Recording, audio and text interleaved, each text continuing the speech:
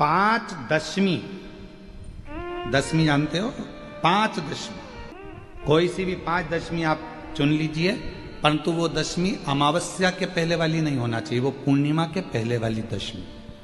5 कोई सी भी दशमी पर शमी के वृक्ष के नीचे जाइए, घी का दीपक लगाइए, शुद्ध जल तांबे के पात्र में लेकर जाकर अर्पित करिए। पहले दीप जलाना, उसके बाद शमी के पौधे में जल डालना और पौधे उस वृक्ष के नीचे बैठकर जल चढ़ाकर वहीं पर एक चावल का दाना समर्पित कर कर बाबा से प्रार्थना करना कि बाबा मुझे बहुत कष्ट है, ये मेरा एक तकलीफ मुझे दे रहा है, बस आप मेरी तकलीफ को दूर करना। सांसारिक जीवों को परमात्मा की शरणागति की ओर लेकर जाने वाली, संपूर्ण विश्व का कल्याण करने वाली और मानव जीवन को शिव शरणागति की ओर लेकर जाने वाली ये पावन वैष्णव शिव महापुराण की कथा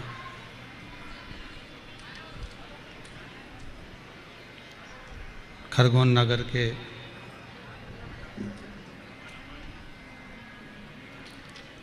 इस ब्रज तारा कॉलोनी में स्वर्गीय श्री जयप्रकाश जी पाठक जी की स्मृति में पुत्र हिमांशु जी, तुषार जी पाठक, पाठक परिवार खरगोन द्वारा आयोजित 7 दिवसीय शिव महापुराण की कथा श्रवण करने का सौभाग्य अपन सभी को प्राप्त हुआ है बाबा देवादिदेव महादेव की कृपा से। कल भी कथा में कहा कि मानव का शरीर बड़ी मुश्किल से प्राप्त होता है।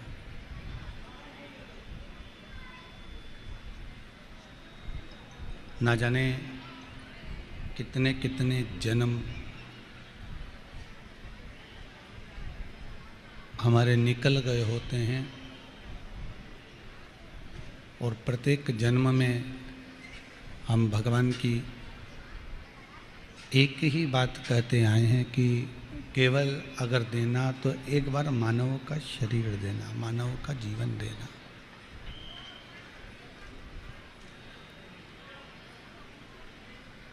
और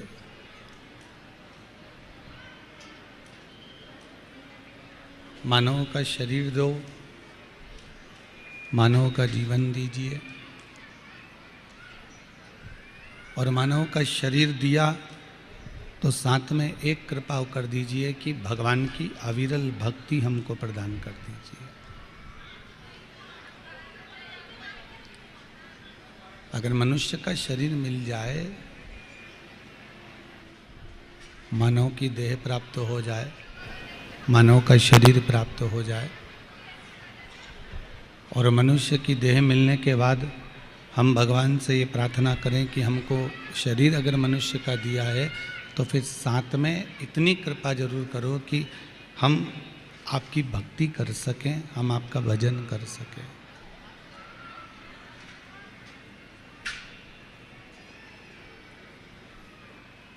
क्योंकि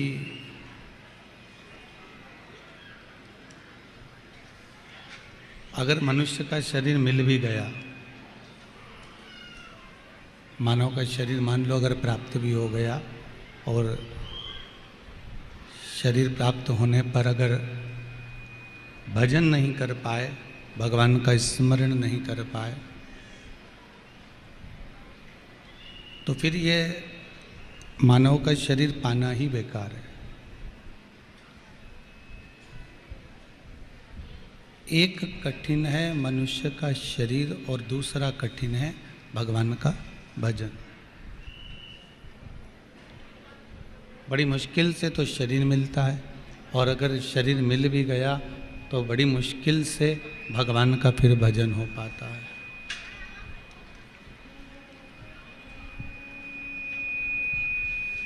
बड़ी मुश्किल से प्राप्त होता है। महाराज,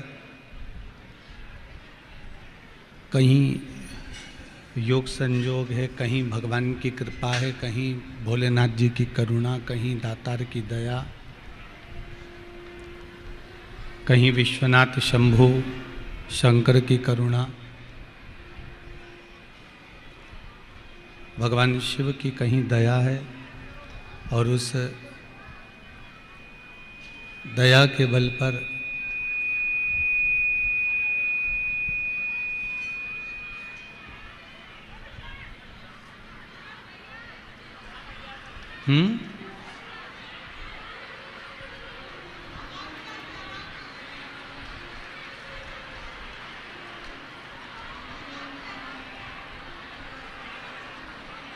शंभु शरणे पड़ी मांगू घड़ी रे घड़ी दुख काटो, दया करी न दर्शन हो।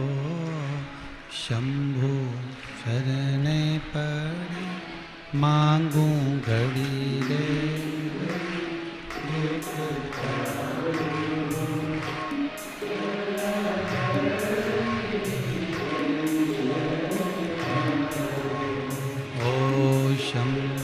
शरणे पड़ी मांगू घड़ी रे घड़ी दुख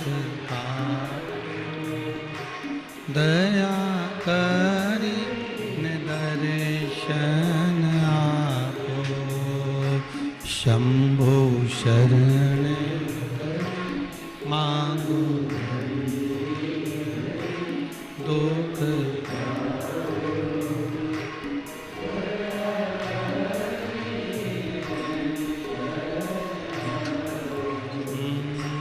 दया करी दर्शन आपो। दया करी दर्शन हो।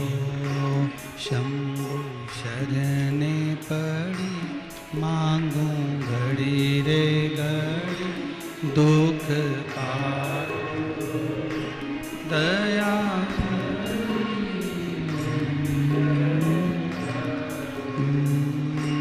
दया करी न दर्शन हो। शंभु शरणे पड़ी मांगू घड़ी रे घड़ी दुख काटो, दया करी न दर्शन हो। दया करी न दर्शन। कैलाश अधिपति भगवान देव भगवान शिव की कथा कहती है। त्रिकालदर्शी कैलाशी अविनाशी का चरित्र कहता है। अगर मानव का शरीर मिला है, प्राप्त हुआ है, तो मनुष्य का शरीर मिलने के बाद, मानव का शरीर प्राप्त होने के बाद सबसे मूल अगर कुछ है तो वो भगवान का भजन है, भगवान की भक्ति है। और यदि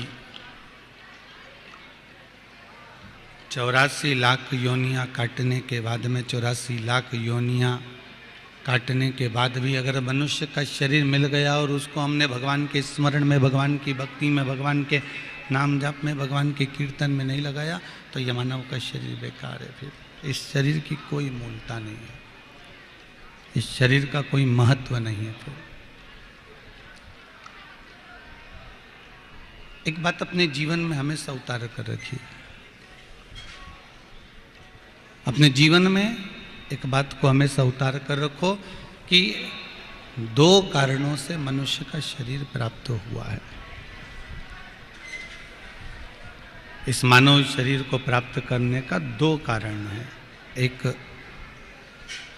हम जो पूर्व में कर्म कर कर आए हैं उसका भोग भोगने के लिए।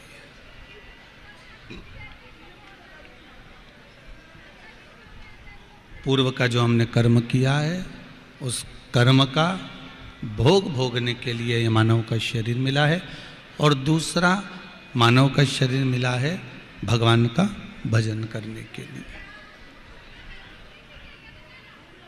भजन करते करते हमें कर्म का भोग भोगना है।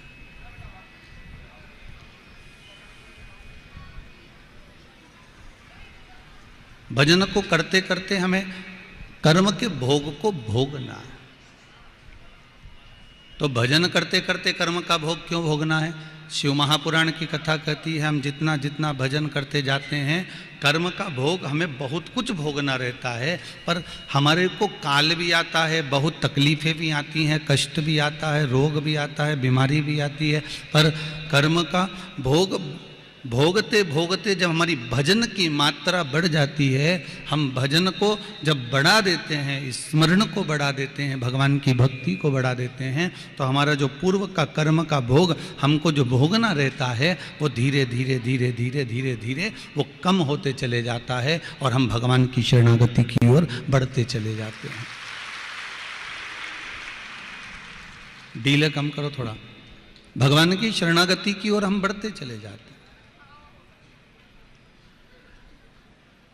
कर्म भोगो, साथ में भजन भी करो। मिला है शरीर, बड़ी मुश्किल से मिला है। महाराज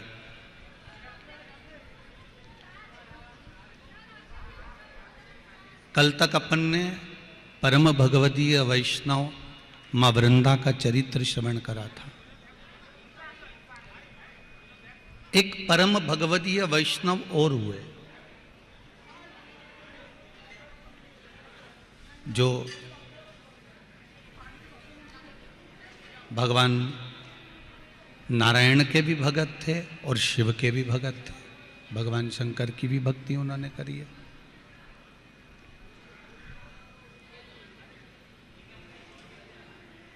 रामचरितमानस किस किसने देखी है? जिसने रामायण पढ़ी हो और देखी हो, सुनी हो, सब हाथ उठाओ जरा। सबने पढ़ी है रामायण, सबने देखी है, सबने सुनी है, रख लो। बाली के पुत्र का नाम क्या था? जम के बोलो। अंगद। बाली के पुत्र का नाम है अंगद। अब रामचरितमानस में बाली के पुत्र का तो पूरा वर्णन दिया गया है, बाली के पुत्र का तो पूरा वर्णन बताया गया है, बाली के पुत्रों का तो पूरा व्याख्यान वर्णन किया गया है।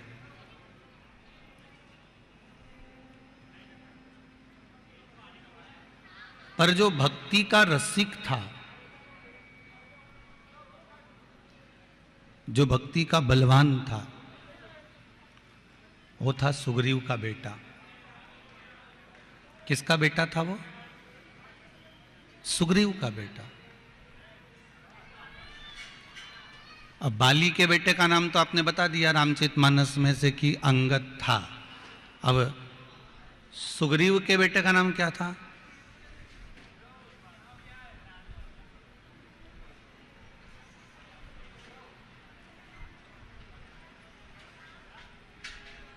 बहुत बहुत ध्यान देने वाली कथा है, जरा ध्यान दोगे तो खरगोन के इस पावन धरा पर तारा ब्रज तारा जो कॉलोनी है, इसके जो पावन भूमि पर, इसकी पावन धरा पर अपन जो कथा सुन रहे हैं, उस कथा का रस तत्व ग्रहण कर रहे हैं, तो उस तत्व को सुनने में आपको सुख का, आनंद का अनुभूति भी होगी और रस तत्व भी प्राप्त होगा आपको। महाराज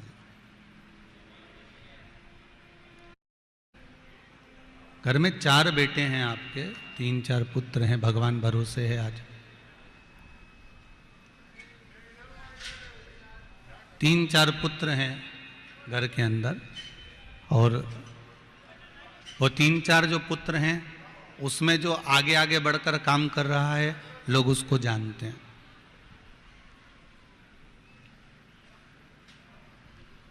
जो राजनीति में काम कर रहा है लोग उसको जानते हैं। जो व्यापार कर रहा है लोग उसको जानते हैं। पर घर में एक पुत्र ऐसा भी होता है, घर में कोई व्यक्ति एक ऐसा भी होता है जो भगवान की भक्ति में लगा रहता है, भजन में लगा रहता है, और लोग उसको मक्कार समझते हैं। इसके पास कोई काम नहीं है, ये गया और सुंदरकांड में जाकर बैठ गया, ये गया रामायण में जाकर बैठ गया, ये गया कीर्तन में जाकर बैठ गया, ये गया स्मरण में जाकर बैठ गया, ये गया पाठ में जाकर बैठ गया, ये गया स्मरण में जाकर बैठ गया।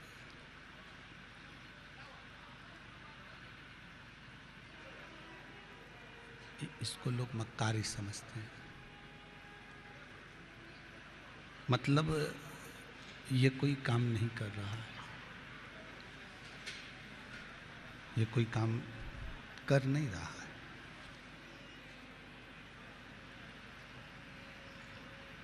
जो आगे बढ़कर कर रहा है उसको पहचानते हैं, जो राजनीति में कर रहा है उसको पहचानते हैं, जो व्यापार कर रहा है उसको जानते हैं। पर जो भगवान की भक्ति में, भगवान के स्मरण में, भगवान के कीर्तन में जो डूब रहा है, लोग उसको समझते हैं कि ये एकदम फ्री है, ये किसी काम का नहीं है, ये किसी कर्म का नहीं है। महाराज, इसका कोई कर्म है ही नहीं।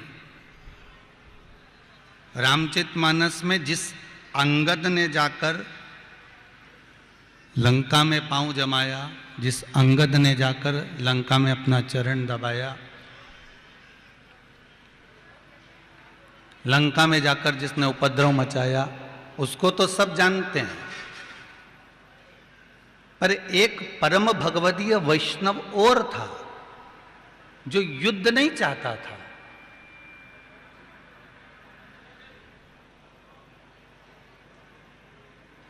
उसको युद्ध से कोई मतलब था ही नहीं।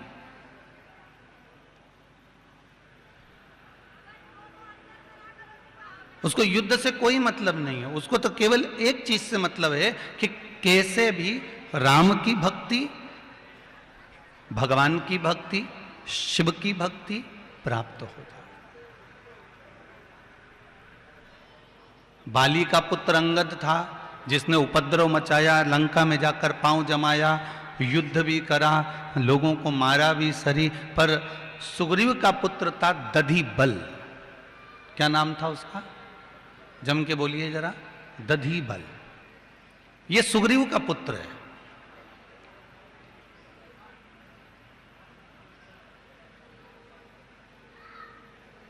अब राम जी की सेना में इतने सारे थे, परंतु उन सभी के सामने परम भगवदीय वैष्णव का नाम नहीं लिखा गया, पर दधिबल के सामने परम भगवदीय वैष्णव लिखा गया। सुग्रीव के बेटे के सामने, दधिबल के सामने परम भगवदीय वैष्णव लिखा गया।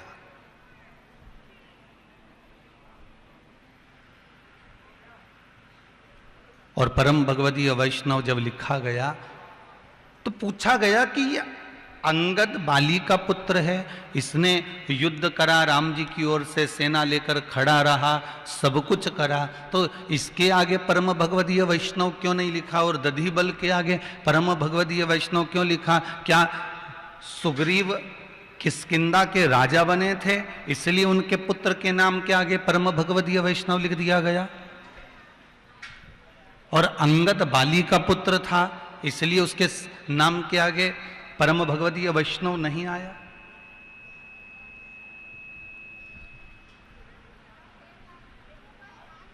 वैष्णव के 26 लक्षण हैं। परम भगवदीय वैष्णव के 26 लक्षण हैं। उसमें सबसे पहला लक्षण है वैष्णव का मौन रहकर भगवान की भक्ति में डूबे रहना। वो सामने प्रकट ही नहीं होता, सामने आता ही नहीं है।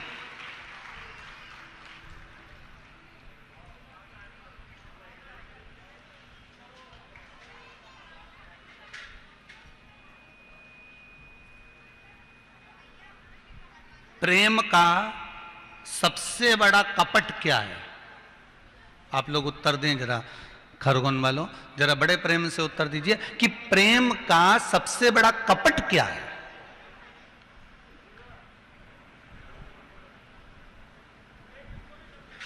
प्रेम का सबसे बड़ा कपट है कि उस प्रेम को बार बार कहकर बता देना।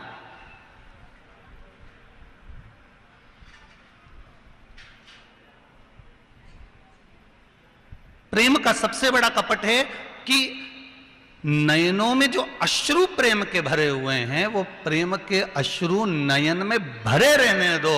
उस प्रेम के अश्रु को नयनों से झलकने मत दो, क्योंकि ये प्रेम के अश्रु अगर झलक जाएंगे तो लोगों को मालूम पड़ जाएगा कि ये अधिक स्नेह करता होगा, अधिक स्नेह करती होगी। भगवान से स्नेह, मीराबाई भगवान के सामने जाती है और भगवान के सम्मुख में बैठकर नैनों से आंसू नहीं बहाती। मीराबाई केवल उस प्रेम के अश्रु अगर बहने वाले भी रहते हैं तो मीराबाई उसको अंदर संजो रहती है, अंदर उतार लेती है।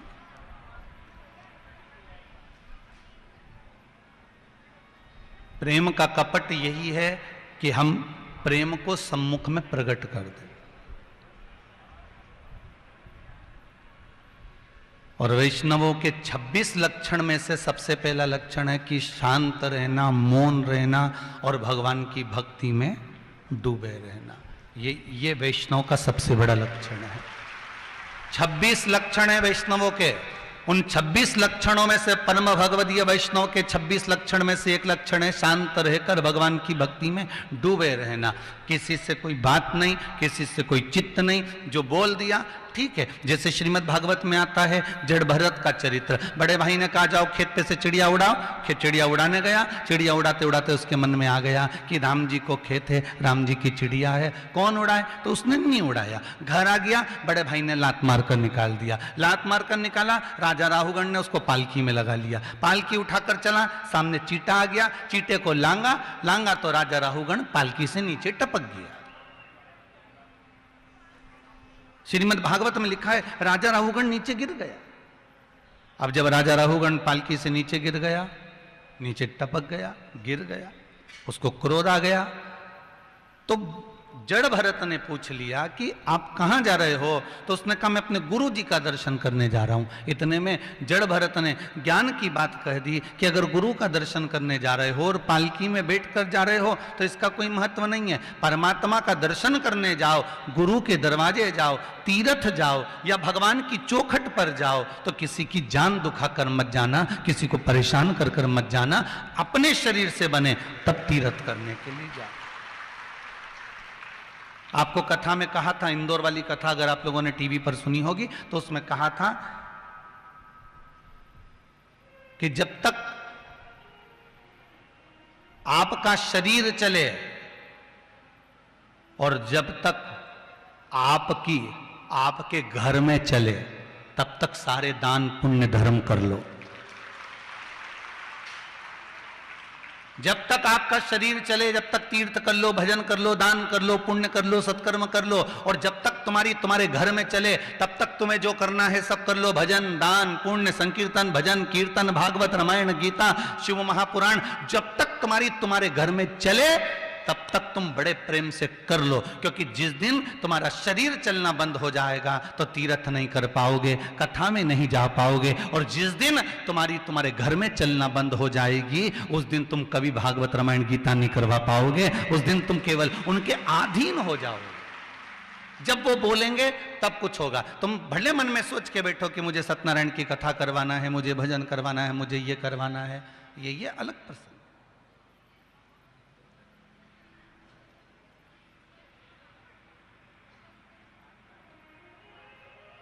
आज के ज़माने में हिमांशु जी और तुषार जी, हम तो कहेंगे आज के ज़माने में आपके जैसे बेटे होना भी मुश्किल है जो माँ के कहने पर कथा करवा दी। आपके कहने, आपकी माता जी ने कहा कि बेटा कथा करवाना है। मैंने टीवी पे शिव महापुराण की कथा सुनी है, मन है कथा करवाने का। और आज के ज़माने में किसको फुर्सत है, सब अपने अपने काम में व्यस्त हैं। पर आज के ज़माने में इससे बेटे मिलना भी मुश्किल है, जो अपनी माता के कहने पर तुरंत खबर कर दी, सीहोर पहुँचे, खबर कराई, ये कराया। जो सीहोर पहुँचे थे आपके यहाँ से मामा जी थे, तो वो सीहोर गए थे तो उनको 2024 या 23 की तारीख मिली थी। फिर यहाँ से वो कहने लगे देखना बीच में अगर कहीं जगह मिल जाए तो कथा हो जाए, कहीं देव अधिदेव महादेव और नर्मदा मैया को कहीं कथा सुनना होगी। इसलिए उन्होंने हरदा की कथा को, अच्छा सोचने वाली बात है कि हरदा भी नर्मदा के घाट पर था और खरगोन भी नर्मदा के घाट पर है, समझने वाली बात है। वो हरदा की कथा कैंसिल कराई और वो कथा शिवजी ने यहाँ कराई, तो कहीं शिवजी की बड़ी कृपा हुई, भोलेनाथ की बड़ी कृपा।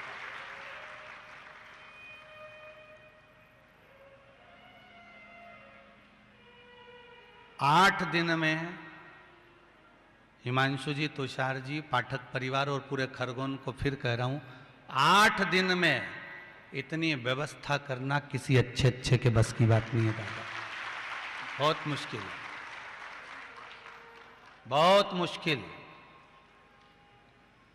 मुझे तो लगता है 2-4 दिन तो आपको ये ग्राउंड को कंप्लीट करने में लगा होगा। जो ये 10-12 एकड़ का जो ग्राउंड है, इसको कंप्लीट करने में। अभी इंदौर में कथा हुई थी, वो 6 एकड़ की जगह में कथा हुई थी, और ये जो कथा हो रही है वो 12 एकड़ की जगह में हो रही है, तो भी जगह देखो तो पूरी की पूरी फुल है। अब जरा विचार करिए, इतना कंप्लीट करना, भूमि को कंप्लीट करना, फिर उसको कंप्लीट कर फिर डूम आदि टेंट आदि सारी व्यवस्थाएं जमाना, बिछात आदि सब व्यवस्थाएं करना, ये कोई दूसरा नहीं कर रहा था। कराने वाला शिवजी है, करने वाला शिवजी और सुनने वाला शिवजी है, किसी के बस की बात नहीं। बहुत मुश्किल है ऐसा।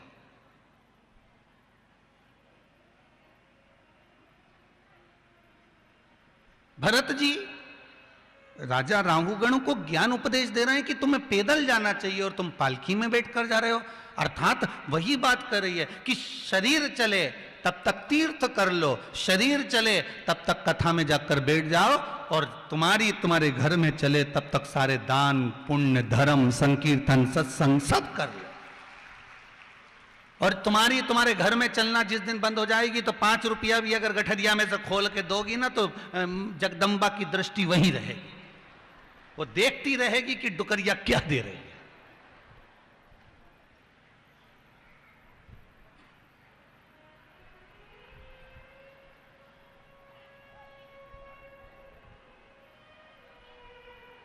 महाराज,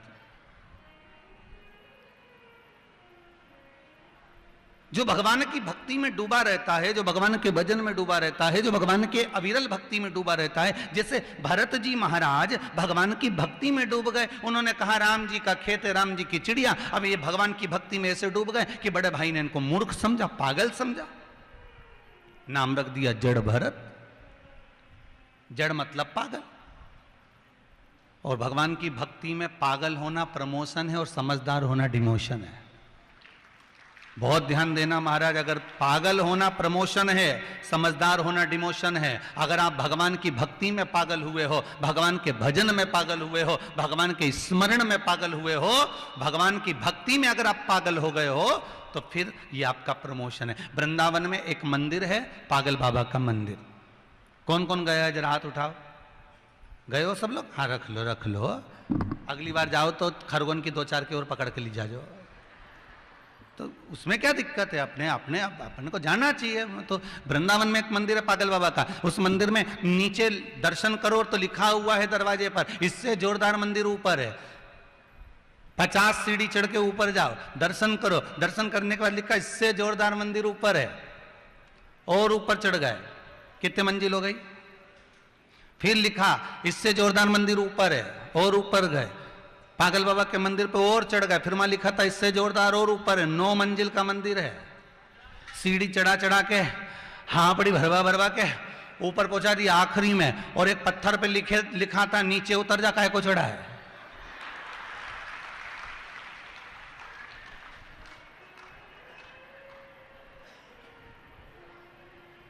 आखिरी में लिखा, जब इतनी ऊपर चढ़ा दिया, और जितते जाए नहीं तो वहीं बैठ के को से बता आग लग जाए जा में बता इतना ऊपर एक तो चढ़ा दिया, ऊपर से भगवान भी नहीं है और क्या लिखा है नीचे उतर जा।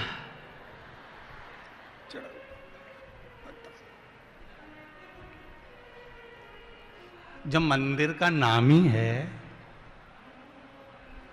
जम के तो बोलो पागल बाबा का मंदिर, तो उतने में समझ जाना था कि ये ऊपर चढ़ा रहे हैं, इतना ऊपर चढ़ाया इतना ऊपर चढ़ाया, बाद में कहा नीचे उतर जाओ। क्यों ऊपर चढ़े जा रहे हो? अर्थात वो पागल नहीं था, समझदार था। उसने समझाने का प्रयास करा कि जो सुख नीचे भगवान के चरण में है वो सुख ऊपर जाने के बाद नहीं मिलने वाला। उसने समझा दिया। जो समझदार थे वो समझ गए कि चरणारविंद को पकड़ना है, हमें भगवान के चरणों को पकड़ना है। अगर भगवान के चरण, जैसे ब्रह्मा और विष्णु के बीच में बात हुई और ब्रह्मा और विष्णु ने आपस में बात कर लिया कि शंकर जी के चरण कौन देखेगा और सिर कौन देखेगा, तो ब्रह्मा जी ने सिर देखना चाहा और भगवान विष्णु ने चरण देखना चाहा, क्योंकि भगवान विष्णु को यह मालूम था कि चरण मिल जाएंगे तो जिंदगी संवर जाएगी। पर चरण आज के जमाने में कौन पकड़ना चाहे?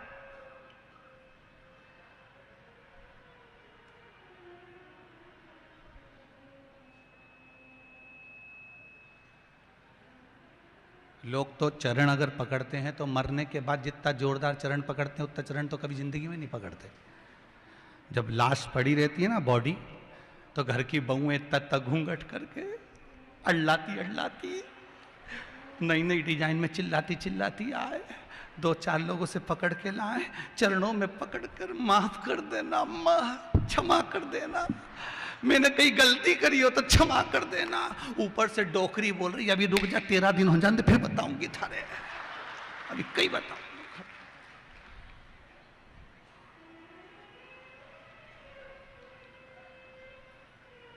खूब सताया मारे। अब तो मेरी बारी आई। यमराज बोले चल हरियो कमला, कहीं की कमला बैठी हो तो बुरा मत मान जो रही हो, चल। कमला के चल तो रही हूं पर इन्हें मेरे को बहुत सताया। यमराज बोले चिंता मत कर, तुझे हफ्ते में 2-3 बार नीचे भेज देंगे, तू चल चल तू। तो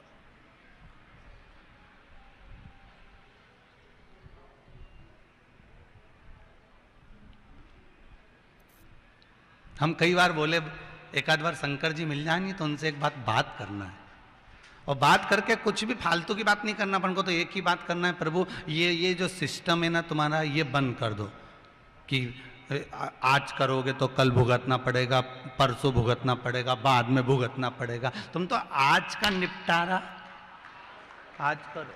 सीधी सीधी बात है। जो बहू अपने सास को परेशान करे उसी सास से कह दो ने मरने के बाद की छाती पे चढ़े जा, निपटारा यूज हो जाए जरा सी तरह। ये रात के समय फ्रिज में पानी पीने जाए, डोकरी फ्रिज पे चढ़ के बैठ जाए, बोल तो वो बापड़ी भगी, अब नहीं करूंगी, अभी नहीं करूंगी।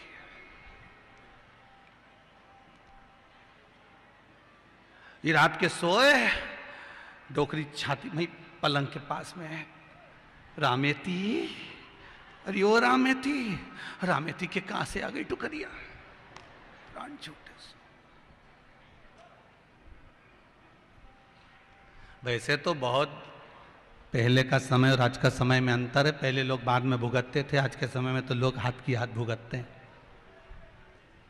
अब समझ में आने लगा कि पहले भगवान भी लाल कलर का इतना बड़ा रजिस्टर रखते थे, लिखते थे, फिर बही खाता चलता था, फिर बाद में उसको भुगताया जाता था कि इसने ऐसा करा तो उसको ऐसा भुगताओ। आज के ज़माने में तो मुझे लगता है भगवान भी लैपटॉप लेके चलते हैं, तुरंत भुगता देते हैं, तुरंत, देरी नहीं करते, एक क्षण। कितना अंतर हो गया पहले और अब में। पहले मोबाइल नीचे गिरता था तो बैटरी निकल के बाहर हो जाती थी, बोलो सही है कि गलत है? जरा सा मोबाइल गिरा कि बैटरी बाहर, और आज के जमाने में मोबाइल गिरा कि कलेजा।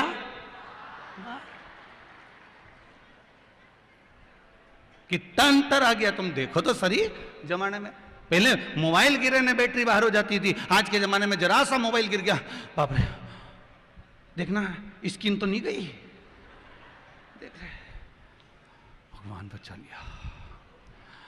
छाती से ऐसा लगाया जैसे प्राण वापिस आ गए। राम। अच्छा, और मोबाइल की तो चल जा, पर उस सेवफल कटा हुआ मोबाइल का तो और आफत। क्या बोलते हैं उसको? हाँ, समझ जा बस। तुम समझ गए नहीं, उतना में तो मैं समझ गया, उतना में तो समझ गया। अब वह गिर जाए नहीं तो और आफत।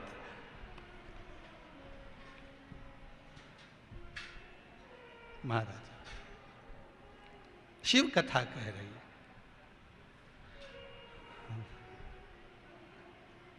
अगर बाली का पुत्र अंगद जितना बलशाली था, उतना बलशाली, उतना बलवान सुग्रीव का बेटा दधिबल भी था।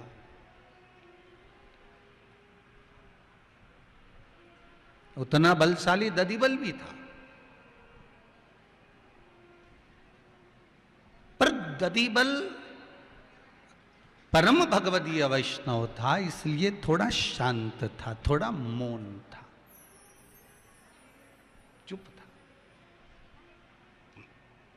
वो बोलता नहीं था ज्यादा।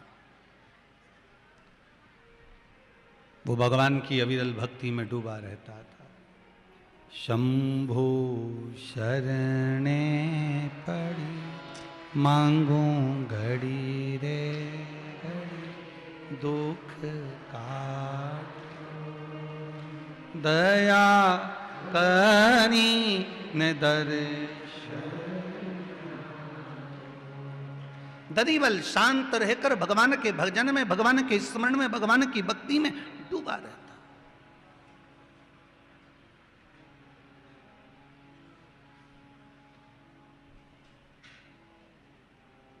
और उसको कुछ अब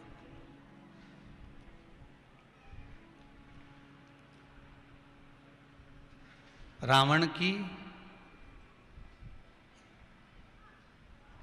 एक धर्मपत्नी और थी, जिससे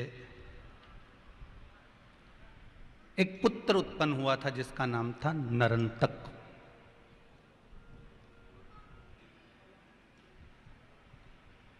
जैसे मेघनाद है, अक्षय है, जितने बलशाली ये थे उतना बलशाली नरंतक भी था।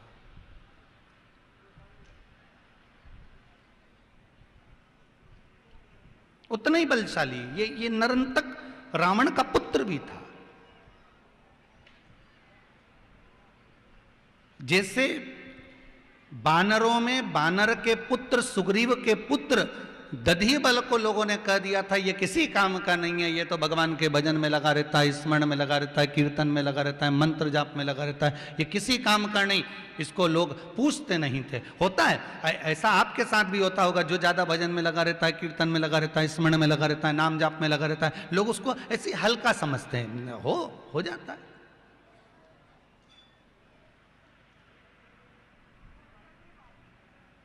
हम कई बार एक कथा कही है कि एक बार हैदराबाद कथा करने जा रहे थे और शमशेरगंज गौशाला में कथा थी हैदराबाद के, और ट्रेन से जा रहे थे तो नागपुर से कुछ लड़के लड़कियां ट्रेन में चढ़ गए। अब ट्रेन में चढ़े तो धोती पहने थे हम भी। अब छोरे छोरियां सब हंसी उड़ाने लगे।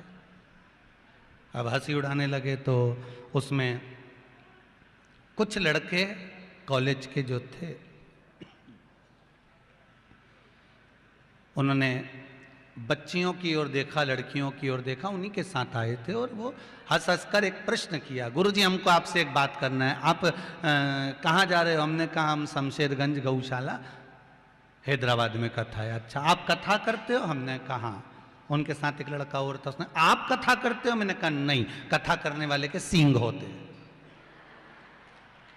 अरे गुरुजी आपको बुरा लग गया। हमने कहा बुरा लगने वाली कोई बात ही नहीं, जैसा आप पूछ रहे हो वैसा हम जवाब दे रहे हैं। नहीं गुरुजी हमको तो थोड़ा सा पास में जाना है यहाँ तक, और आप मिल गए तो हमने सोचा चलो बात कर लेते हैं। आप पढ़ाई करें। हमने कहा हमारे मन में एक प्रश्न है, गुरुजी बता दोगे क्या? हमने कहा पूछो, बोलो। हमारा प्रश्न गुरुजी केवल इतना सा है कि भगवान ने जैसे हाथ दो दिए, भगवान ने पांव दो दिए, नासिका के छिद्र दो दिए, नयन दो दिए, तो भगवान ने श्रवण कान कितने बनाए हैं? 2 बनाए। अगर भगवान ने ये कान 2 दिए हैं तो गुरुजी हमको पूछना केवल इतना सा है कि सुनाई तो ये कान में जो छिद्र हैं, इन छिद्र से सुनाई देता है, इन छिद्र से सुनाई पड़ता है। सुनाई तो हमको इन छिद्रों से देता है, फिर भगवान ने हमको ये क्यों दिया? तो हमने कहा इतनी सी बात है, ये तो तुम्हारे कॉलेज के प्रोफेसर से पूछ लेते, प्रोफेसर बता देता कि भगवान ने आपको ये क्यों दिया। नहीं गुरुजी आप बताओ कि अगर सुनाई ये कानों के छिद्र से देता है तो भगवान ने ये क्यों दिया? हमने कहा तुम्हारे प्रोफेसर से पूछो ना, तुम्हारे टीचर से पूछो, या फिर तुम्हारे घर में मम्मी पापा उनसे पूछो। नहीं गुरुजी आप बताओ। हमने कहा देखो भैया, भगवान का एक नाम चतुर नारायण है, और भगवान का नाम चतुर नारायण है तो भगवान को मालूम था कि जब तेरा बुढ़ापा आएगा तो चश्मे का स्टैंड कहां से लाएगा, इसलिए भगवान ने तेरे को देकर पैदा कर दिया। भगवान ने कहा ये चश्मे को यहां रख लेना, अब रोज रोज बांधेगा छोड़ेगा, फिर बांधेगा फिर छोड़ेगा, अच्छा थोड़ी ना लगे। तो भगवान भी कहेगा तेरा टाइम बर्बाद होगा तो चश्मे की यहाँ टिका के धर लीजिए, इसलिए भगवान ने तेरे को दे के भेजा। इतने में वो सब आपस में बोले गुरुजी जय श्री कृष्ण। हमने कहा हैदराबाद आना कथा सुन। इतना में छोरा हुन बोले अब तो हमने सुन ली, अब हम कभी नहीं सुने दादा, बहुत बहुत उत्तम। जो सरल होता है, एकदम जो सहज होता है, उसको लोग मूर्ख समझते हैं, पागल समझते हैं।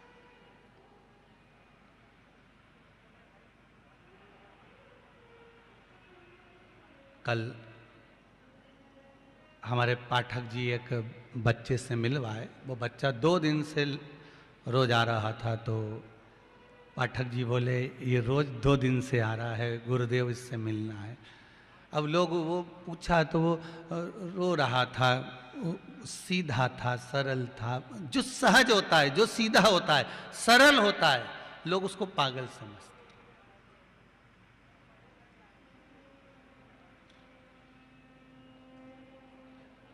और इस कली काल में, इस कलयुग में थोड़ा सा तो टेढ़ा होना जरूरी है। इस घर में भी जो कील देखिए जो ठोकते हैं, वो कील जो सीधी होती है ना उसको कोई भी ठोक देता है, और जो कील टेढ़ी होती है ना वो ठुकती नहीं है, उसको फेंक दिया जाता है। इसलिए निवेदन है कली काल में थोड़े से टेढ़ा होना भी जरूरी, नहीं तो कहीं का भी ठोक के चले जाएगा।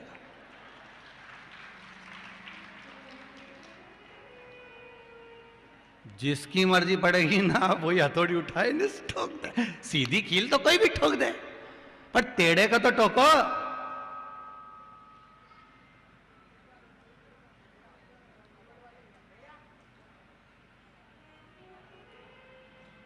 भजन चित्त स्मरण नाम मंत्र कीर्तन जपो। दधिबल भजन कर रहा है, और एक रावण का पुत्र है नरंतक, वो भी भजन कर रहा है। मेघनाथ, अक्षय, रावण, विभीषण, जितने भी इन राक्षसों के घर के थे, उन्होंने इनको गिना नहीं, इसको बालक को गिना नहीं, क्योंकि ये किसी काम का नहीं, भगवान के वजन में लगा रहता है। ये युद्ध क्या करेगा, ये आक्रमण क्या करेगा, ये युद्ध में वीर नहीं हो सकता, ये प्रबल नहीं हो सकता, इसको कोई गिनता ही नहीं था।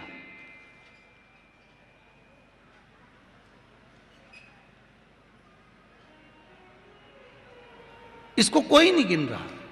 एक रावण के पुत्र नरंतक को कोई नहीं गिन रहा है, और एक बानरों की सेना में सुग्रीव का पुत्र दधिबल, उसको कोई नहीं गिन रहा है। दधिबल भी भगवान की भक्ति करता है और नरंतक भी भगवान की भक्ति करता है, दोनों कर रहे हैं। दोनों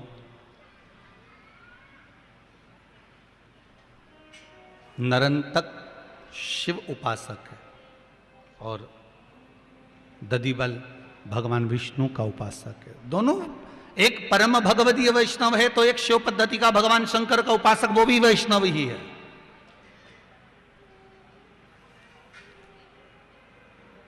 वो भी परम भगवती, वो भी भजन में लगा हुआ है।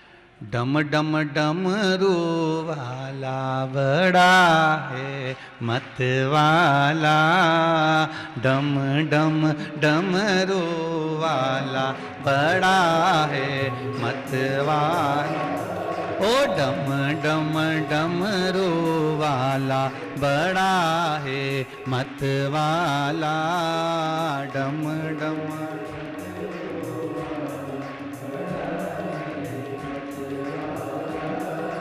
डम डम डमरू वाला बड़ा है मत वाला, डम डम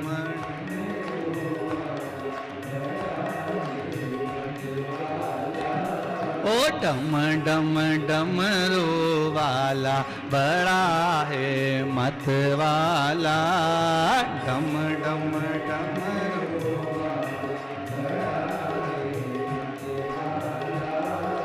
मत वाला भोला मत वाला, मत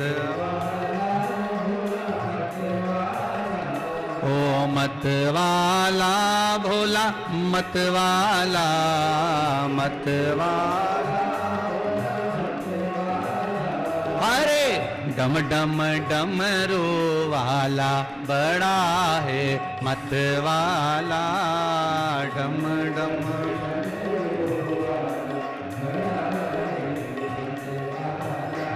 ओहो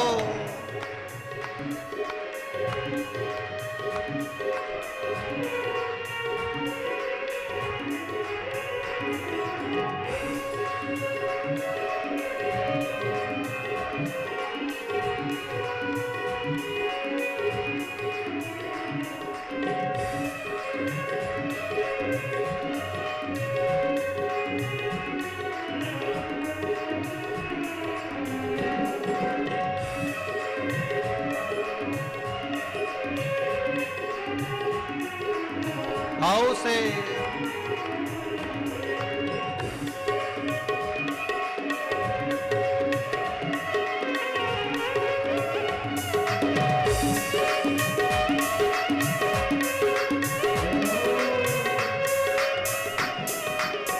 बाएं अंग में गौरा जी विराजे, बाएं अंग में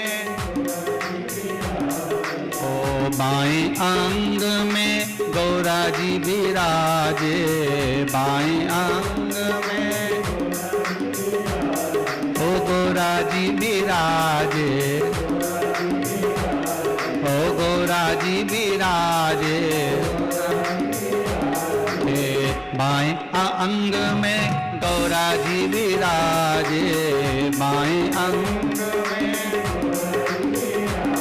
अरे गोदी में गणपति लाला बड़ा है मत वाला, गोदी में गणपति लाला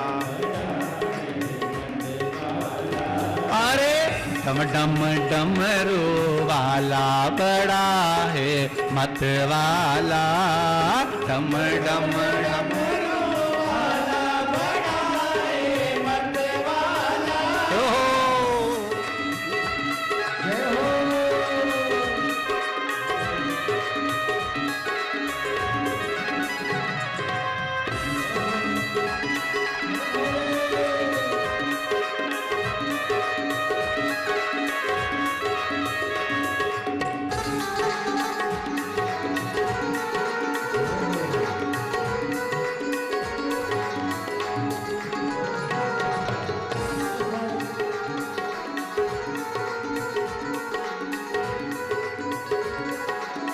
शंभो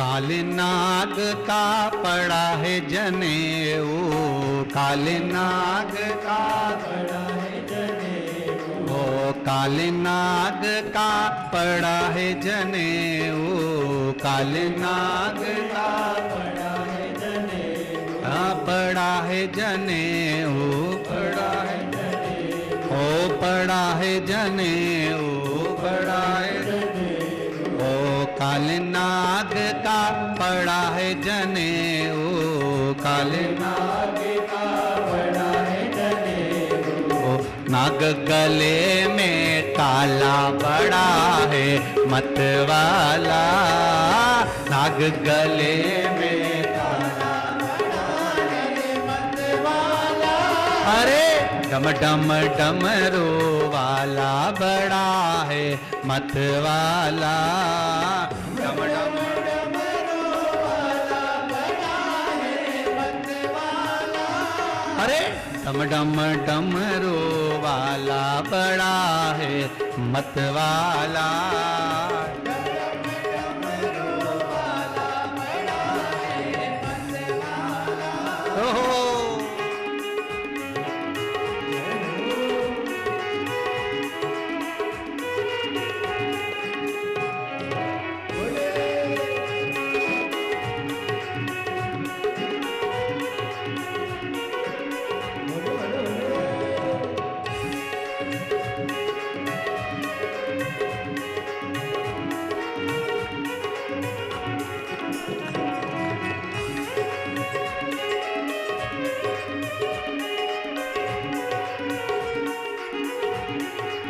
शंभो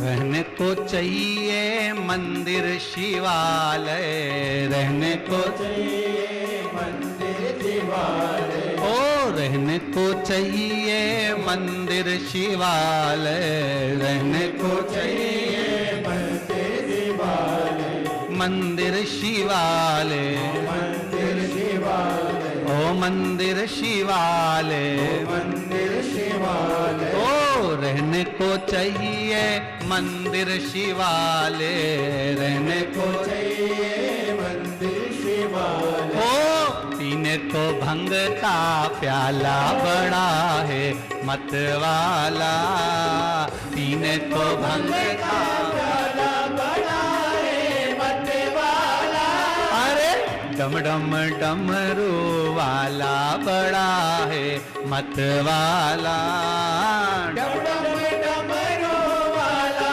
बड़ा है मतवाला, अरे डम डम डमरू वाला बड़ा है मतवाला, डम डम डमरू वाला बड़ा है मतवाला, अरे डम डम डमरू वाला बड़ा है मतवाला, डम डम डमरू वाला बड़ा है मतवाला, अरे डम डम डमरू वाला बड़ा है मतवाला, डम डम डमरू वाला बड़ा है मतवाला, हर हर महादेव।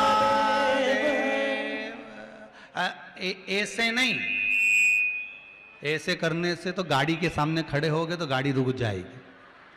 भगवान अगर कुछ दे भी रहा होगा ना तो भगवान सोचेगा मना कर रही है मत देना हो, इसलिए दोनों हाथ ऐसे आन दो,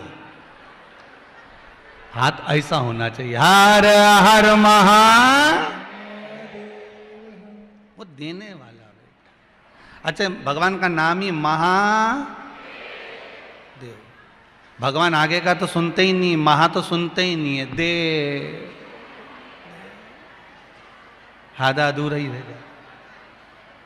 अच्छा बोलना भी थोड़ा, दूसरे मंदिर में जाऊं ना तो थोड़ा सा धीमा बोलो, बाकी के मंदिरों में अगर जाओगे तो थोड़ा धीमा बोलना, ठीक है। जैसे भगवान कृष्ण के मंदिर में गए, ठाकुर जी की हवेली में गए, गोवर्धन नाथ जी के मंदिर में गए, माता रानी के मंदिर में गए, राम जी के मंदिर में गए, तो थोड़ा धीमा बोलो, भगवान की जय हो प्रभु, ऐसा वैसा जो भी बोलना धीमा बोलो। पर शंकर जी के मंदिर में जाओ ना तो कभी धीमा बोलना ही मत।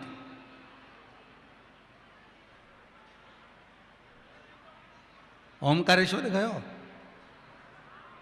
सब गए हो ओमकारेश्वर?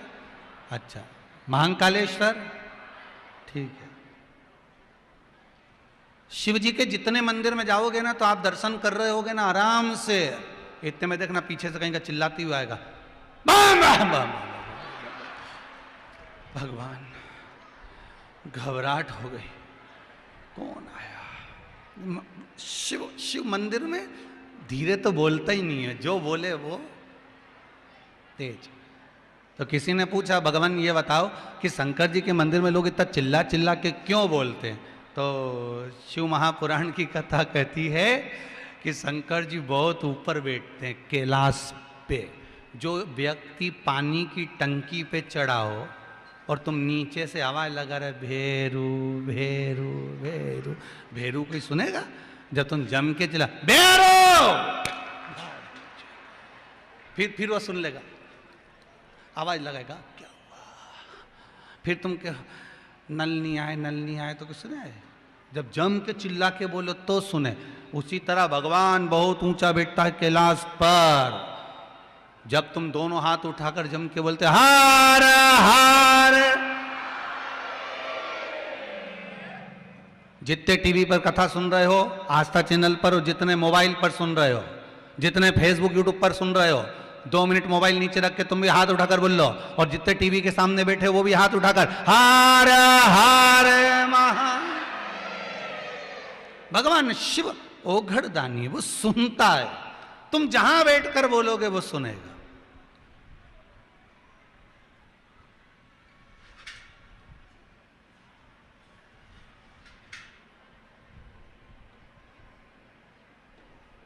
तुम जिस जगह बैठकर बोलोगे वो उस जगह पर सुनेगा। दधिबल नरंतक, नरंतक शिव का उपासक है, दधिबल नारायण का उपासक है। दोनों में अंतर केवल इतना है कि एक परम भगवदीय वैष्णव है, तो ये भी परम भगवदीय तो है, वैष्णव है। इसको कोई मतलब नहीं किसी से, कोई मतलब। ये अपनी भक्ति में अलमस्त होकर शिव उपासना में लगा हुआ है। श्री शिवाय नमस्तुभ्यं, श्री शिवाय नमस्तुभ्यं। मंत्र की प्रबलता में वो डूबा हुआ है। अब जो युद्ध के मैदान में युद्ध लड़ रहे हैं उनका बल, और जो भगवान की भक्ति में डूबा है उसका बल, दोनों में बलवान कौन होगा? लगता जरूर है कि ये किसी काम का नहीं है, पर इसका बल भजन का जो होता है, मंत्र का जो होता है, साधना का जो होता है, वो बड़ा प्रबल होता है। मंत्र के बल, जैसे ज़्यादा पत्र तो नहीं पढ़े हैं, बहुत सारे रखे हैं, पढ़ेंगे।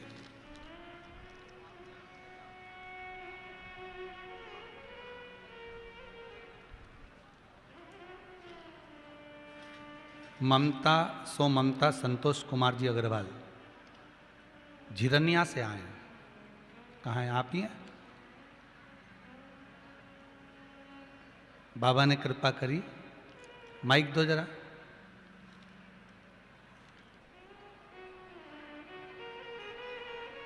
आपने लिखा है, गुरुदेव श्री शिवाय नमस्तुभ्यम, मेरी बेटी जॉब के लिए बहुत परेशान हो रही थी, जॉब नहीं लग रही थी। हमने नहीं चलेगा माइक, कोई बात नहीं, बैठ जाओ।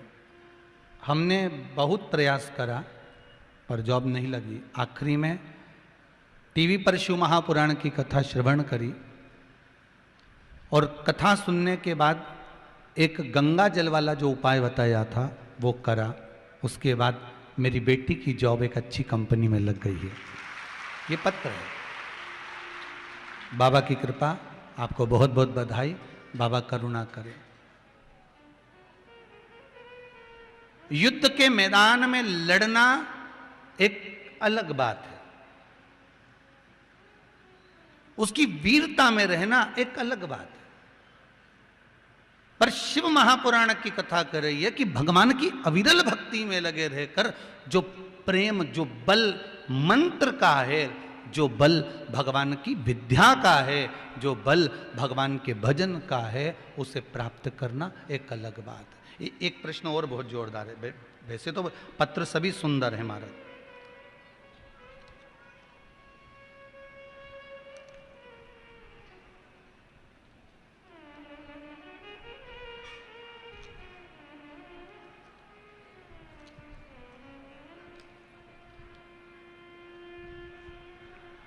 राहुल जी सांवले खरगोन से हैं। कहाँ हैं? कहीं बैठे हो तो हाथ उठाएं, हाथ हिला दीजिए कहीं बैठे हो तो। राहुल जी सांवले, उन्होंने लिखा है गुरुदेव, अच्छा वो है पीछे, उधर पीछे हैं बेटा, दोनों हाथ हिला दीजिए ऐसे। आपने लिखा है, पंडित जी मेरी शादी को 5 वर्ष हो गए थे, घर में कोई संतान नहीं थी। किसी के कहने पर शिव महापुराण की कथा टीवी पर श्रवण करना प्रारंभ करी। हमने पहले भी कहा है, चाहे आप पंडाल में सुन रहे हो चाहे टीवी पर सुन रहे हो, अगर दिल लगा कर सुनी है तो भोलेनाथ करुणा तो कहीं पर भी बैठ कर देता है। उसको ये जरूरी नहीं कि आप आए हैं तो ही करुणा करेगा। मैंने सपत्नी शिव महापुराण की कथा श्रवण करना प्रारंभ करी। शिव महापुराण की कथा जैसा समय मिलता था, रात्रि के समय मोबाइल पर भी हम लोग कथा सुन लेते थे, जितना समय मिलता उतना श्रवण करते। और जैसे ही कथा श्रवण करना प्रारंभ करी, बाबा से विनय कर कर कथा सुनी। जैसे आप बोलते हैं कि जहां कथा सुन रहे हो, भले टीवी के सामने सुनो, चाहे मोबाइल पर सुनो, चाहे फेसबुक पर सुनो, चाहे यूट्यूब पर सुनो, कामना कर कर अगर 15 मिनट की भी कथा सुन रहे हो तो आपकी कामना को भोलेनाथ पूरा करेगा, ये वो जानता है। आपके बताए अनुसार हमने टीवी पर कथा, मोबाइल पर श्रवण करना प्रारंभ करी। 15-15, 20-20 मिनट कथा सुनते, जैसा समय मिलता वैसा कथा का स्मरण करा।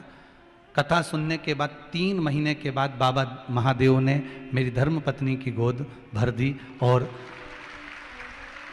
एक पुत्र का जन्म हुआ है। मेरा बेटा 9 महीने का हो गया है, उसके लिए बधाई, आपका आशीर्वाद, ये बाबा की कृपा। शिव उपासना किसको कर, एक पत्र और अच्छा है, देखो पत्र सभी अच्छे हो।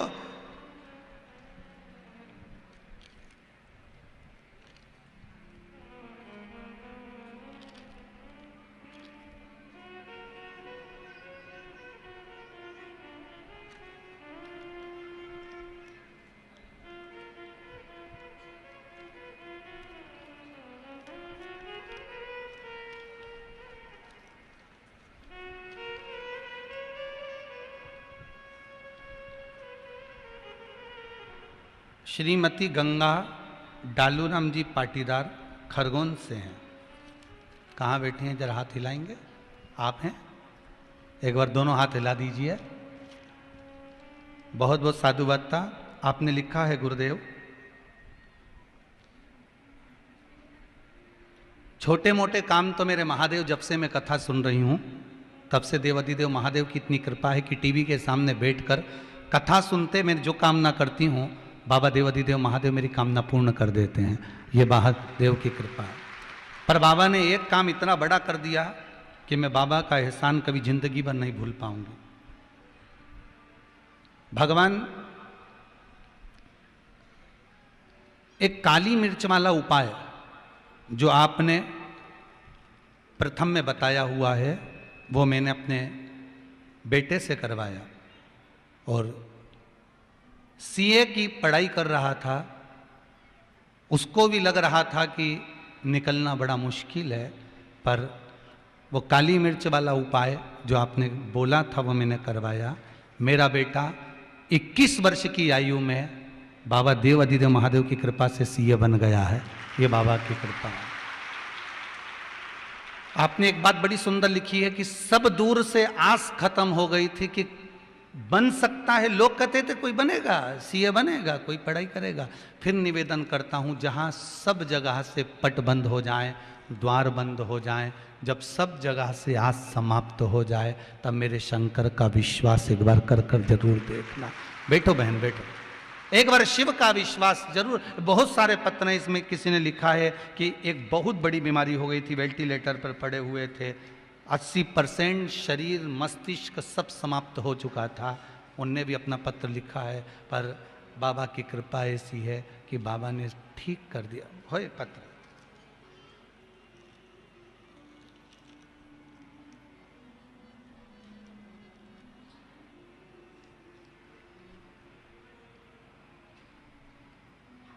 सुधा तिवारी, गोकुल धाम कॉलोनी, बिस्टाम रोड, खरगोन से हैं। कहाँ बैठे हैं, हाथ हिलाएंगे? सुधा जी तिवारी, गोकुल धाम। कहा महाराज मेरा भाई वेंटिलेटर पर पड़ा हुआ था, डॉक्टर ने मना कर दिया था कि अब ये बचना मुश्किल है। पर कहीं बैठी हो सुधा तिवारी तो हाथ जरूर लाइएगा।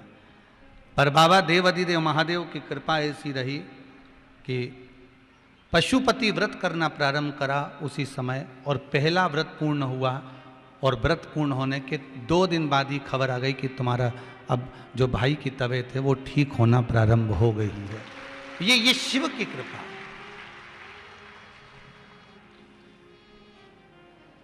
अभी और पत्र हैं बहुत सारे, जब जैसा समय मिलेगा पढ़ लेंगे। वो उसकी कृपा है, उसकी दया।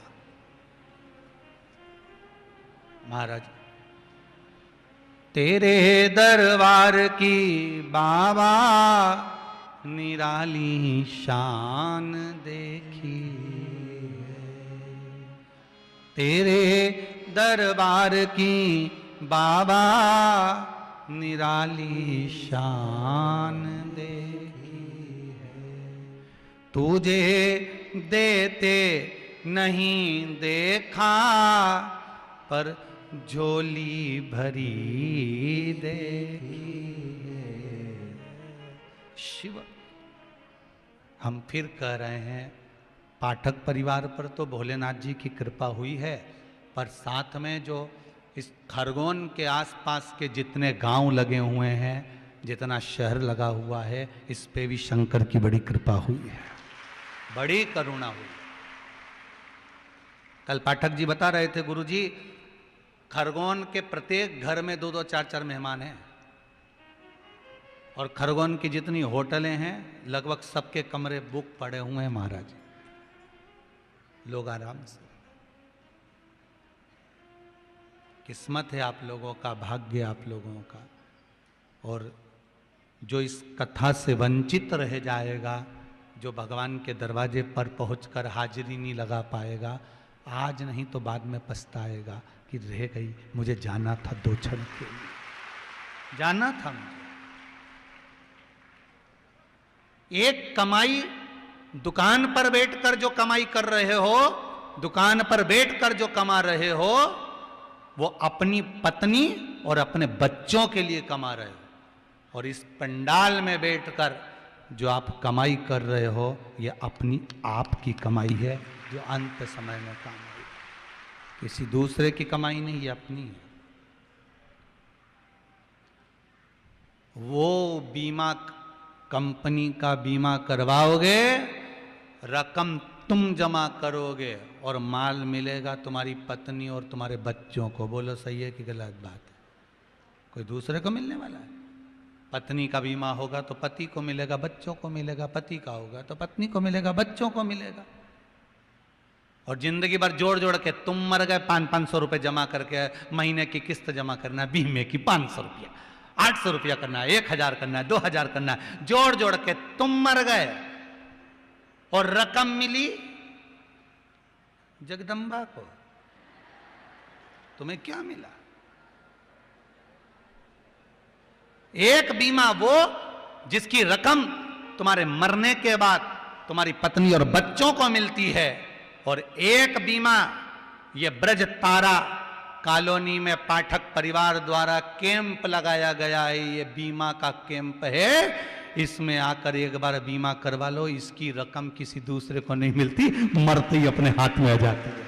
तुरंत जैसे ही प्राण छूटेंगे, जो कंपनी का बीमा करवाया है, शिव महापुराण की कंपनी का बीमा है ये ऐसा, इसकी रकम तुम्हारे सामने तुम्हारे हाथ पर होगी। प्राण छूटते, जैसे प्राण छूटे कि यमराज बंदी बनाने आएगा, और यमराज बंदी बनाने आया तो इतने में तो बीमा वाला पहुंच गया, फाइल चेक कर लो। तो उसने कहा क्या? फाइल देखो कौन सी कंपनी का बीमा है। तब समझ में आएगा साहब ये तो शंकर जी की कंपनी का है, और ये वहाँ शिव पुराण में गई थी और इसने वहीं पे फॉर्म भर दिया था, और जैसे ही वहाँ पहुँची और बैठते से इन्हें बीमा करवा लिया। अब क्या जाए, विचार करना। राजा श्वेत शंकर जी के मंदिर में बैठकर पूजन कर रहा था, अंतिम समय था, प्राण छूटने वाला था, यमराज बंदी बनाने आ गया। यमराज ने अपने दूतों को भेजा, जाओ बंदी बनाओ। इतने में तो चित्रगुप्त महाराज गए लेकर यमदूतों को और ले जाकर छोड़ा नीचे। जैसे ही राजा श्वेत को प्राणों को खींचने लगे, इतनी देर में शंकर भगवान ने सारे यमदूतों को मारकर भगा दिया। सब लाल पीले होके ने, एक की आंख फूट गई, ने का मुंडा टूट गया, कहीं का दांत निकली गया, न कहीं का हाथ फूटी गया, ऐसा फूटा टूटा सब गया यमराज के पास। यमराज जी ने पूछा कि अरे ये तुम्हारा फर्नीचर किसने बिगाड़ा? यमराज पूछा, ये अच्छा खासा लेके गए थे सोफा सेट, एक नहीं बचा, नीचे का तो गायब हो ही गया, मुंडा का नहीं बचा, तो तुम्हारा फर्नीचर बिगाड़ा किसने? कि वो नीचे गए थे राजा श्वेत को उठाने के लिए, शंकर जी के मंदिर में पूजन कर रहा था, शंकर जी ने मार मार के हमारा फर्नीचर बिगाड़ दिया। अच्छा, हाँ इतनी हिम्मत? हाँ। इतने में राजा तुरंत यमराज को गुस्सा आया और यमराज खुद उसी समय पर पहुंच गया और यमराज जाके राजा श्वेत को उठाने लगा। इतनी देर में तो शंकर जी प्रकट होकर यमराज को ही निपटा दिए। जा, अब आपने कभी सुना कि यमराज मरा? ये दुनिया को ना जाने कित्तों को मार दिया, पहली बार यही निपट गया। फिर वही वाली बात आ गई, जो हमसे टकराएगा, आगे तो बोलो, काय को मिट्टी में मिल जाएगा, सीधे ऊपर निकल जाएगा। सीधी सीधी बात बोलो, तुम तो मिट्टी में मिलना, अपन हिंदू होके नीचे मिलेंगे। चल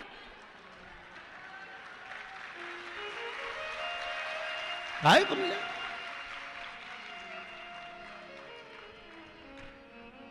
अब मर गया, यमराज मर गया। इतने में तुरंत चित्रगुप्त महाराज ने कहा, यमराज की बेटी को बुलाया, मृत्यु देवी टूट पड़। और जो मृत्यु देवी टूट पड़ी तो इतने में तो भगवान शंकर ने देखा ये आ गई, और भगवान ने उके भी निपटा दिया, वो भी निपट गए, सब पड़ गए। सूर्य नारायण भगवान रोने लगे, मेरा बेटा चले गया, मेरी पोती चली गई। ब्रह्मदेव के पास में गए, भगवान विष्णु के पास में, ब्रह्मा जी के पास जाकर तुरंत सूर्य नारायण भगवान ने कहा ये कैसी लीला है? आप ही ने तो निर्णय दिया था कि यमराज निर्णय लेगा, यमराज मारेगा, जिसको भी मारना यमराज निर्णय लेगा, किसकी मृत्यु यमराज लेने जाएगा। फिर यमराज को जब भेजा गया तो फिर शंकर भगवान ने क्यों मारा? इतने में ब्रह्मा जी बोले, भैया देखो हम सबकी फाइल देख सकते पर शंकर जी की फाइल नहीं देख सकते, इनके बीच में हम कभी नहीं बोलेंगे। ब्रह्मा जी बोले, हम 4 बार इस्तीफा देने की सोच लिए पर हमारा इस्तीफा भी कोई नहीं ले लिया, हमारी तो खुद नहीं चलती है, हमारी खुद नहीं चले तो हम क्या बोलें? तो ब्रह्मा जी बोले, हम नहीं बोलेंगे, भगवान विष्णु के पास जाओ। भगवान विष्णु ने सूर्य नारायण भगवान से कहा, क्या हुआ? मेरे बेटे को मार दिया, मेरी पोती को मार दिया। भगवान विष्णु तुरंत सूर्य नारायण भगवान के साथ में शंकर जी के पास पहुंचे, भोलेनाथ जी आपने क्यों मारा इनको? शंकर जी बोले, मेरे मंदिर में पूजन कर रहा था राजा श्वेत।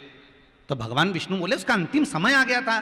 तो भगवान शंकर ने कहा, भले अंतिम समय आ गया था, थोड़ी देर रुक नहीं सकता था, जैसे ही मंदिर से निकलता निपटा देता, पर मंदिर के अंदर क्यों मारा? नहीं समझ में आया मेरे को, मैंने निपटा दिया। जा, सूर्य नारायण भगवान से पूछा भगवान विष्णु ने, क्या चाहते हो? सूर्य नारायण भगवान बोले, हमारे बेटे को और पोती को जिंदा कर दो, बस और कुछ नहीं चाहिए। शंकर भगवान बोले, जिंदा नहीं करूंगा, मैं जीवित नहीं करूं। तो प्रभु करना तो पड़ेगा। इतने में शंकर भगवान ने कहा, एक शर्त पर जीवित करूंगा, अगर यमराज को जीवित होना और मृत्यु देवी को जीवित होना है तो शर्त एक रहेगी। क्या?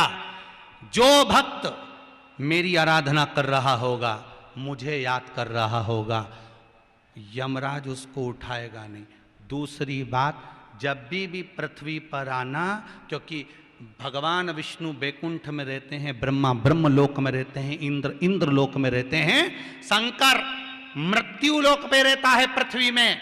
इसलिए पृथ्वी पर से किसी को भी उठाकर ले जाना तो मेरी आज्ञा पे ले लेना, मैं बोलूं तो उठाना। इसलिए आज भी चतुर चतुर पंडित, कोई का एक्सीडेंट हो जाए, कोई का बीपी बढ़ जाए, कोई को अटैक आ जाए, तुरंत पंडित जी कहते महामृत्युंजय का पाठ बिठाओ। पंडित जी कभी नहीं कहते कि कनक धारा का पाठ करवाओ, श्री सुक्त कराओ, पूर्व सुक्त कराओ। पंडित जी कहेंगे महामृत्युंजय का पाठ करवा। क्यों? महामृत्युंजय का पाठ जैसे ही करना प्रारंभ करा, शंकर जी की दृष्टि इस पे पड़ गई तो यमराज की हिम्मत नहीं कि उठा कर ले जाए। और अगर यमराज आ भी जाएगा और इसको ले जाने लगेगा, इतने में शंकर भगवान कह देंगे इसके बाजू वाली को ले जा, पर इसको छोड़ जा, इसको लेके नहीं जाएगा, ये इसका भजन चल रहा। तो जितने भी कथा में बैठे हो तुम तो चिंता मत कर, जोरी अब तो खजूर वाली चोटी बनाई तो जोरदार फिर। और बिल्कुल चिंता मत करना, मेरो क्या तो करेगो यमराज, जब गुरु मेरो समरथ है। क्या करेगा यमराज? मीराबाई से लोगों ने पूछा क्यों फूले इतनी, क्या तो मिला जो तू फूलोनी समा। क्या मिल गया तेरे को? बहुत कुछ मिल गया। वर दे दिया ब्रह्मा जी ने, भगवान शंकर ने, उड़ गए यमराज और उड़ गई मृत्यु देवी। तो यहां तो मृत्यु भी टल जाती है शिव की उपासना से। किस्मत वाले हो आप सब, भाग्य वाले हो, मिल रही है शिव पुराण। आज कितने दिन की हो गई? कितना रह गया? 4 रह गया, बचपन, जवानी, अधेड़ी और बुढ़ापा, केवल 4 दिन।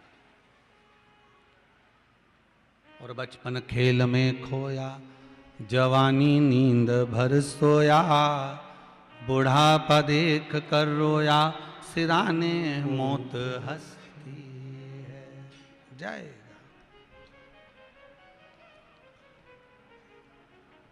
एक युद्ध के मैदान में लड़ने वाला है, एक युद्ध के मैदान में लड़ रहा है, और एक भगवान की भक्ति में पड़ा हुआ है। दोनों में प्रबल है जो भगवान की भक्ति में पड़ा है, वो प्रबल है जो भगवान के भजन में पड़ा हुआ है।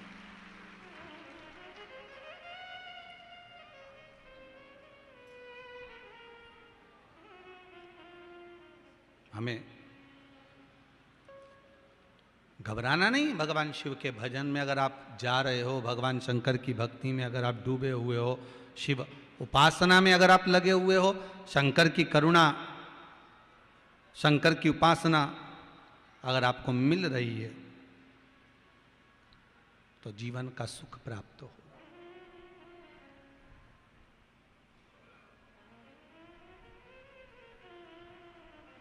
क्या मिलता है शिव पुराण से? तो कहा तेज और बल प्राप्त होता है भगवान के भजन का। एक बार हमने कथा में कह दिया कि भगवान की कथा सुनने से तेज मिलता है। तो एक व्यक्ति भगवान की कथा सुनने बैठ गया और पास में दर्पण लेके बैठ गया, कांच। थोड़ी देर कथा सुने, फिर कथा सुने, फिर मुंडा देखे। बाद में उसने पत्र लिखकर भेजा, जैसे आप लोग भेजते हो, तो कि हमने तो 2 घंटा की कथा सुनी, अभी तक हमारा तेज तो बढ़ा ही नहीं, हम तो जैसे थे वैसे की वैसे ही है।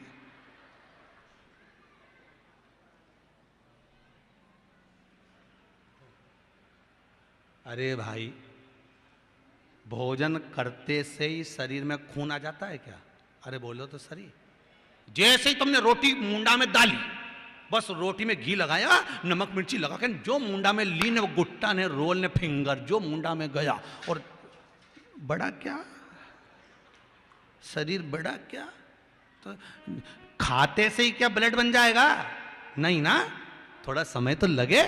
खाया है, शरीर में जाएगा, पचेगा, फिर रक्त बनेगा, वो रक्त बन गया तो शरीर में चलेगा। उसी तरह एक बार अगर शिव महापुराण की कथा सुन ली है तो यह पक्का है, तेज और बल दोनों बढ़ता है। समय लगता है, तो थोड़ा तो समय लगेगा।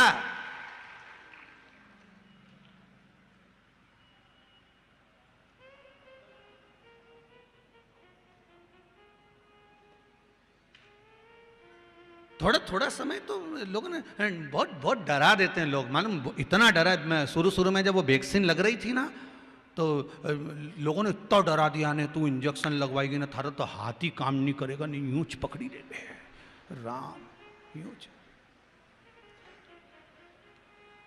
लोग कितना डरा है, फिर कह दिया कि वैक्सीन लगवाओगे तो बुखार आ जाएगा ने, ये आ जाएगा ने, वो आ जाएगा। कहीं नहीं आए। लगवाई कि नहीं लगवाई तुम सबने? जम के तो बोलो। जी ने लगवा ली वो हाथ उठाओ जरा, और पड़ोसियों से निवेदन है पास वाली को देख लेना, जी ने नहीं उठाया वो क्या अभी लगवाना। देखा कि नहीं देखा? एक बार वापस उठाओ जरा, जी ने लगवा ली। अच्छा पड़ोसन के देख के मत उठा ली जोरी, धर लो वापस। कई बार हो जाता है पड़ोसी को देख के काम बिगड़ जाए, हो जाए। एक बार एक पतिव्रता धर्म का पालन करने वाली बेचारी नारी थी, पति को परमेश्वर मानती थी, पति के चरणों को बहुत नमन करती, प्रणाम करती।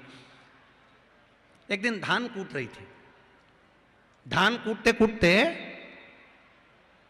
और इसके पति ने आवाज लगाई, अरे सुनती है। इतने में पति ने जैसे ही आवाज लगाई, इन्हें धान का जो मूसल था ऊपर छोड़ दिया, वो हवा में टंग गया और ये दौड़ के पति को पानी पिलाने चली गई। पड़ोसन बैठी थी इसके पास में, पड़ोसन ने देखा गजब हो गया, हवा में कैसे टंग गया? ये वापिस आई, इन्हें हाथ में लिया, फिर कूटने लगी। इसने पड़ोसन से पूछा क्यों ये हवा में कैसे टंग गया? इसने कहा बस पति के चरणों को प्रणाम करती हूँ, पति जो बोलता है वही भोजन बनाती हूँ, पति जब जीम लेता है उसकी जो झूठन होती है वही मैं खा लेती हूँ, पति के बर्तन को बाद में मांझ कर रख देती हूँ। तो उसने सोचा ऐसा करने से ऐसा होता है। हाँ, अब ये भी चली गई। इन्हें भी अपने पति से कहा सुनो ऐ जी। पति बोला क्या है? तुम घर के बाहर जाना और सुनो, घर में अंदर आओगे ना तो मैं तुमसे पूछूंगी क्या क्या खाओगे, तुम बता देना, जो तुमको अच्छा लगेगा वही बनाऊंगी। पति ने मन में सोचा 40 साल शादी के हो गए, आज तक नहीं पूछा जाने, आज जिंदगी में पहली बार ना जाने कहां से अकल लेके आई है, क्या पता सीवर वाला महाराज की कथा में गई थी क्या, भगवान जाने। पहली बार अकल लेके आई। और सुनो, तुम जो जो बोलोगे ना सब बना दूंगी, और तुम जब जिम लोगे ना उसके बाद तुम्हारी थाली में भोजन करूंगी। हाँ, और सुनो बाद में तुम बाहर जाओगे, वापिस आओगे, मैं तुम्हारे चरण दबाऊंगी हो। और सुनो फिर तुम वापिस बाहर जाओगे, आओगे, मैं धान कूटूंगी, मेरा मूसल जब ऊपर रहे तुम खिड़की में से झांक लेना, जैसे ऊपर जाए वैसी आवाज लगाना, अरे सुनती है, मैं उसको छोड़ दूंगी। इतना जोरदार मैजिक होगा तुम देखना, वो हवा में टंग जाएगा।